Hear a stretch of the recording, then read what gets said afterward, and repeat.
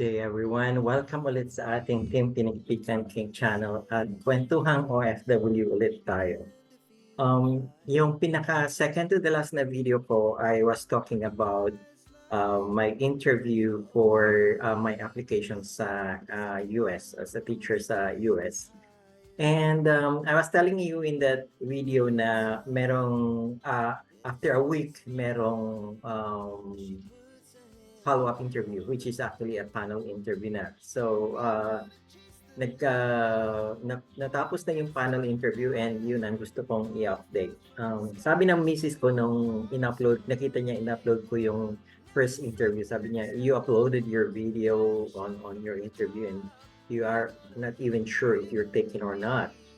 So sabi ko naman sa kanya, I made it very clear in that video that it's just the first step in the whole application pipeline. So it's very clear, I think, in that video that I may or may not take the job. Though, of course, who would not be hopeful na kaya nga ka nag-a-apply kasi you're hoping to make it. And then I think I also sounded very positive in the first video talking about how the interview was. So the following week, sabi ko following Thursday, so nangyari yung panel interview. There were 4 of them in the interview, yung principal, yung vice principal, tsaka dalawang senior teachers sa school na yun. And one of them is a Filipino. Now anyway, okay naman yung mga naging interview. They were asking about how would you manage your class? They were talking about differentiated learning. They were asking about how do you deal with parents? How do you develop relationship with parents? So those were the questions. And I would not also say that I hit the questions bullseye, but I think I somehow managed. So after the interview happened on a Thursday. On a Friday, merong forward sa akin yung principal about yung email niya na naka-address sa education district office inquiring about yung licensure ko, yung licensing ko. And sa email na yon, binanggit niya na I was the strongest candidate so far, okay? That I stood out from among the other candidates. So parang ganun yung, I cannot exactly quote. So, kung ikaw yung makakatanggap ng gano'n, di ba, you're very so hopeful. With that very positive tone ng email na patungkol sa iyo, you would be very hopeful na ikaw na yun. And again, I would be a hypocrite if I would say I was not hopeful and I was not expecting with that kind of tone. Ito yung part of the email that was sent to me. O, di ba? Very, very positive. So I was really expecting. Again, ipokrito ako kung sabi ko I was not expecting. I was expecting. After all, you go through the interview kasi you would hope to make it. And I think I did good. I may not have hit the questions bullseye, but I think I did good. So I was hopeful kasi sabi niya during the interview na yon, we could deliberate now. We are actually going to deliberate after your interview. We could deliberate now, but for purposes of clarifying yung mga requirements for licensure ng district, I think we need to do this, we need to do that. So we would delay for Monday, parang gano'n. Tapos Monday, Friday, he sent that very positive sounding email. So I was hoping na sinagot ko naman na sabi ko I'm willing to do the works. I'm willing to go back to school if there is anything na that needs to be done in as far as schooling is concerned. So yun yung line of say thoughts ko dun sa email na yon.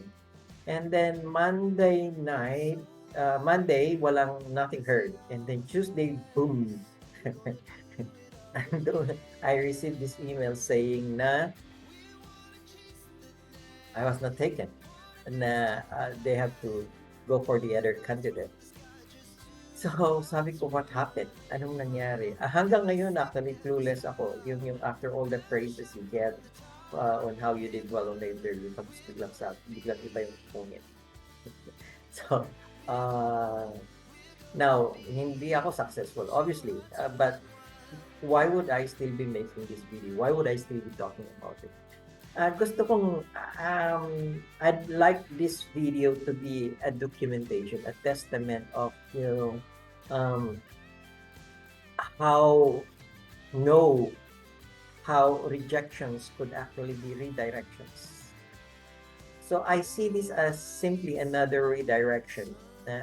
Maybe God is directing me somewhere else. I don't know. But I would like to, 2 years from now, 3 years from now, I'd like to go back to this video and say, I'm glad it happened.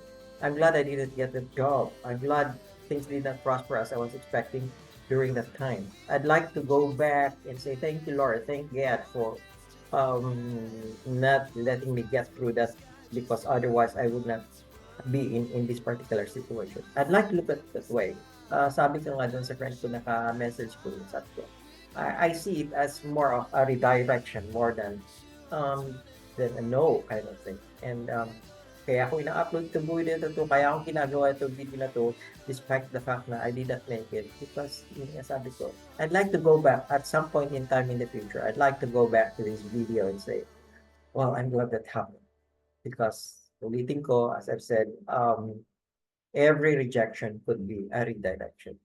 And I want to see it that way. I want to go back to this video later on, sometime in the future, and say, I was right. And thanks again for that. I was right, and thank God na hindi ako nag-give up. So, there's no giving up. I'm still on the process of sending my papers here, papers there, and let's see what happens. If I still do and it doesn't work, then let's just be open to options. So, yeah. So, yun ang